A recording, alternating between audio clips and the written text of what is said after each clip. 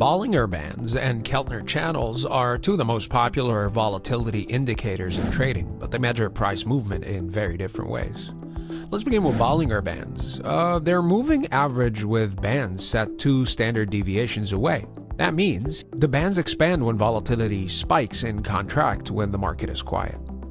Traders often watch for price touching or breaking outside the bands as a signal of potential reversals or continuation. Keltner Channels, on the other hand, use an exponential moving average with the average true range to set their width. This makes them smoother and less reactive to sudden price jumps, giving a steadier picture of volatility. So which one is better?